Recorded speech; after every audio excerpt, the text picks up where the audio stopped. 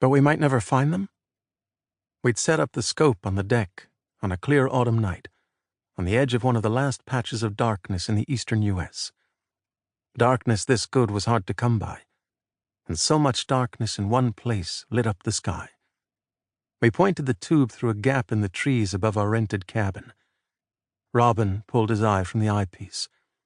My sad, singular, newly turning 9-year-old, in trouble with this world. Exactly right, I said. We might never find them. I always tried to tell him the truth, if I knew it, and it wasn't lethal. He knew when I lied, anyway. But they're all over, right?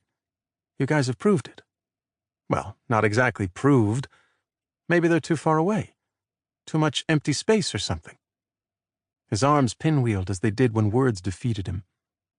We were closing in on bedtime, which didn't help. I put my hand on his wild auburn mop. Her color. Allie's.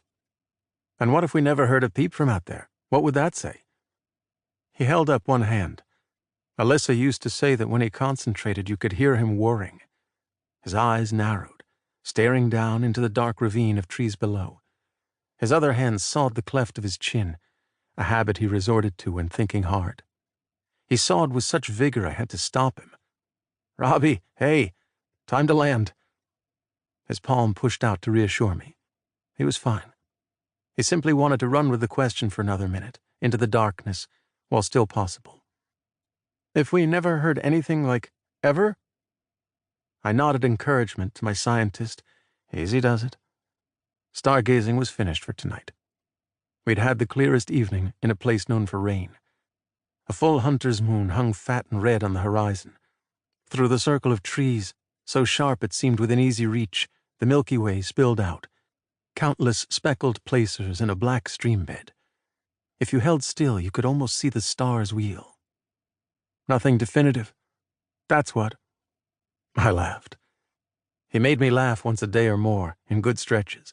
Such defiance, such radical skepticism. He was so me. It was so her. No, I agreed. Nothing definitive. Now, if we did hear a peep, that would say tons. Indeed. There would be time enough another night to say exactly what. For now it was bedtime. He put his eye up to the barrel of the telescope for a last look at the shining core of the Andromeda Galaxy. "Can we sleep outside tonight, Dad?" I'd pulled him from school for a week and brought him to the woods. There'd been more trouble with his classmates, and we needed a time out. I couldn't very well bring him all the way down to the Smokies only to deny him a night of sleeping outside. We went back in to outfit our expedition. The downstairs was one great paneled room, smelling of pines spritzed with bacon. The kitchen reeked of damp towels and plaster, the scents of a temperate rainforest.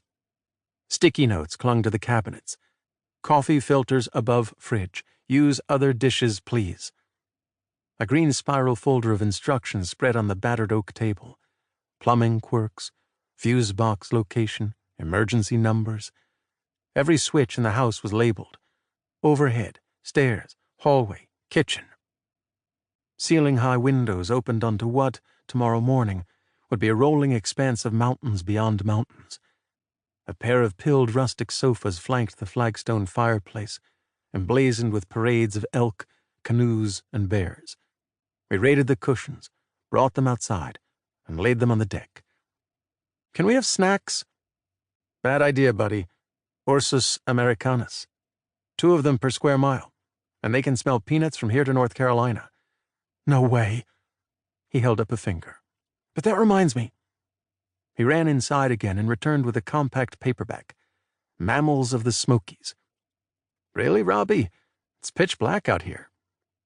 He held up an emergency flashlight, the kind you charge by cranking. It fascinated him when we arrived that morning, and he demanded an explanation of how the magic worked. Now he couldn't get enough of making his own electrons.